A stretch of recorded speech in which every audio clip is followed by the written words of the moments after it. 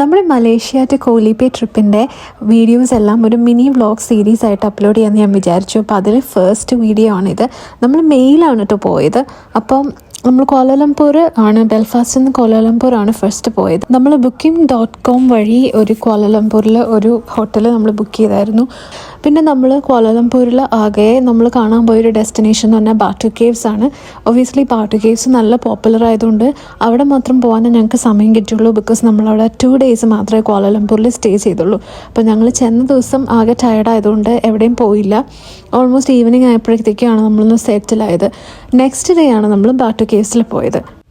നമ്മൾ ടാക്സിയിലാണ് ബാട്ടു കേവ്സിലേക്ക് പോയത് ഹോട്ടലിൽ നിന്ന്. അപ്പോൾ ടാക്സിയൊക്കെ ബുക്ക് ചെയ്യാനായിട്ട് വളരെ ഈസിയാണ്. അതിന് ഒരു ആപ്പ് ഉണ്ട് നമ്മൾ മലേഷ്യയിൽ ടാക്സി ബുക്ക് ചെയ്യാൻ. അത് ഏതാണെന്നുള്ളത് ഞാൻ ഡിസ്ക്രിപ്ഷനിൽ കൊടുക്കാം. അപ്പം നമ്മൾ ട്രിപ്പൊക്കെ പോകുമ്പോൾ നമ്മൾ സ്വന്തമായിട്ട് തന്നെയാണ് എല്ലാ കാര്യങ്ങളും ചെയ്യുന്നത്. ഞാൻ ഇതുവരെ അങ്ങനെ ഒരു പാക്കേജ് ടൂറിലൊന്നും പോയിട്ടില്ല.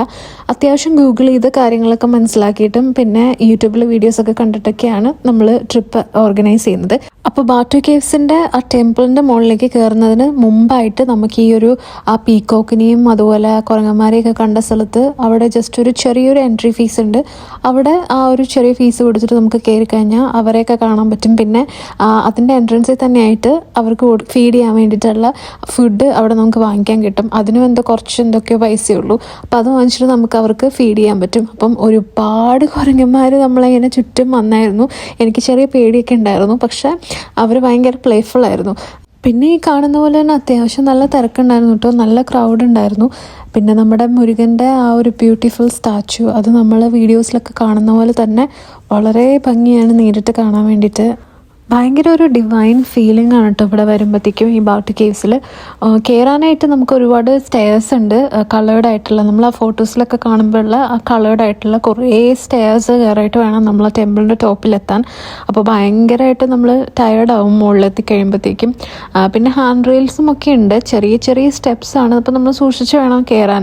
പക്ഷേ ആ കയറി മുകളിലെത്തി കഴിയുമ്പോഴത്തേക്കും അവിടെ നമ്മൾ കാണുന്ന ആ ഒരു ടെമ്പിളും അവിടെ ദീപാരാധനയും അങ്ങനത്തെ കാര്യങ്ങളൊക്കെ നടക്കുന്നുണ്ടായിരുന്നു, പ്രേയേഴ്സും കാര്യങ്ങളൊക്കെ നടക്കുന്നുണ്ടായിരുന്നു. പിന്നെ താഴെ നമ്മൾ ഇറങ്ങി പ്രാർത്ഥിച്ചൊക്കെ കഴിഞ്ഞിട്ട് എന്നിട്ട് നമ്മൾ ചായ കുടിക്കാൻ വേണ്ടിയിട്ട് ഒരു ചെറിയ ഷോപ്പിൽ കയറിയിട്ടുണ്ടായിരുന്നു.